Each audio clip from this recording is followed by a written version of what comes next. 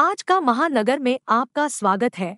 महाराष्ट्र के ठाणे से एक दर्दनाक घटना सामने आई है। ठाणे के गांधी नगर नलपाड़ा परिसर में वर्तक नगर पुलिस सीमा के अंतर्गत डोमिनोज पिज्जा में काम करने वाले एक युवक की बिजली का करंट लगने से मौत हो गई। आकस्मिक मौत की यह पूरी घटना वहां लगे सीसीटीवी में कैद हो गई। घटना बुधवार सुबह लगभग 6 बजे की है। वर्तक नगर थाने में रिपोर्ट दर्ज कराई गई है। पुलिस मामले में आगे की जांच कर रही है। आपको बता दें कि 24 वर्षीय महेश अनंत कदम साई सेवा सोसाइटी शिवाजी नगर में अपनी बुजुर्ग मां के साथ रहता था। मृतक महेश घर का अकेला कमाने वाला था। वह वर्तक नगर में डोमिनोज पिज्जा में काम करके अपने परिवार का भरण पोषण कर रहा था। मृतक महेश के परिजन और स्थानीय नागरिक डोमिनोज पिज्जा कंपनी से मांग कर रहे हैं कि काम के दौरान करंट की चपेट में आने से उसके पीछे रहने वाली बुजुर्ग मां को मुआवजा दिया जाए। कारण होतं मृत्यूचं त्याला माझ्या घरी सकाळी 7 वाजता एक त्याचा मित्र आला. त्याला त्याच्या स्टाफने कळवलं होतं की तुमचा भाऊ हॉस्पिटलला आहे, त्याला शॉक लागला आहे म्हणून.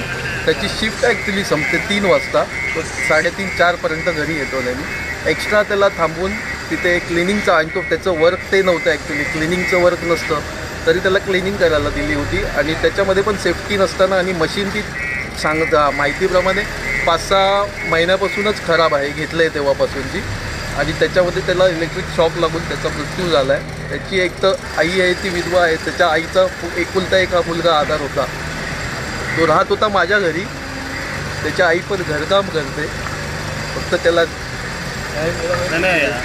दादा डॉमिनोजवाल्याचा हलगर्जीपणा म्हणावा लागेल का? डॉमिनोजवाल्याचा हलगर्जीपणा आहेच, पण तुम्ही बघाल त्याचे CCTV फुटेज आहेत, त्याच्यात तुम्ही जर बघितलं ना तर त्यांनी कुठलेही त्यांच्या कर्मचाऱ्यांना सेफ्टी प्रिकॉशन्स दिलेले नाही आहेत. म्हणजे जर कर्मचारी काम करत आहेत तर सेफ्टी प्रिकॉशन्स ॲटलिस्ट प्रोव्हाइड करणं त्या कर्मचाऱ्यांचं काम आहे ना, की जे मॅनेजर आहेत, ऑन ड्युटी सुपरवायझर आहेत. तर त्या प्रकारचे कुठलेही त्यांना सेफ्टी प्रिकॉशन्स दिलेले नाही आहेत.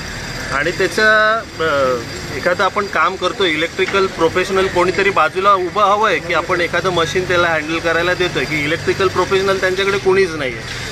आणि बरं त्यांचे बरेचसे एम्प्लॉईज आता त्याची डेथ झाल्यानंतर, मृत्यू झाल्यानंतर आमच्याबरोबर हजर होते. त्यांना आम्ही काही प्रश्न केले तर त्यांच्याकडे त्याची उत्तरं क्लिअर नाही आहेत. त्यांना आम्ही म्हटलं की मग तुम्ही बोलायचं आम्ही कोणाशी किंवा तुम्ही फेस करा आमच्याबरोबर. तर म्हणतात नाही, आता आम्ही बोलणारे आम्ही माणसं नाही आहोत, आमचे लीगल हेड येतील, आमचे HR हेड येतील, मग ते बोलतील.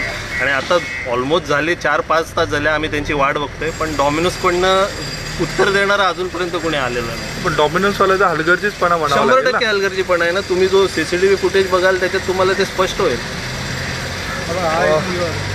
काय त्या शॉपमध्ये काम करणारा एक मुलगा देखील आपल्याबरोबर जोडला गेलेला आहे. दादा काय सांगशील, काय नेमकं त्या मशीनचा प्रॉब्लेम होता का? यार मशीन बंद येते. 4 महिन्यापासून मशीन बंद आहे. तर ते आपोआप लोड बीड घेते मशीन.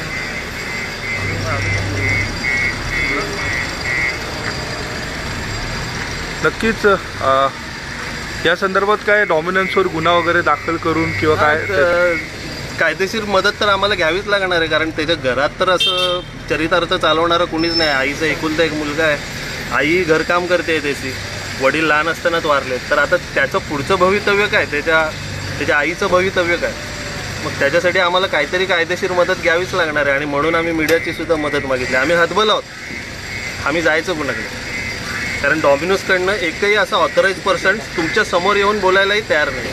त्यामुळे आम्ही कंप्लीट हतबल आहोत. आणि म्हणून ही वेळ आमच्यावरती आली. तर कृपया मदत होईल सरकारकडनं किंवा कायदेशीररित्या, आम्हाला हीच अपेक्षा आहे.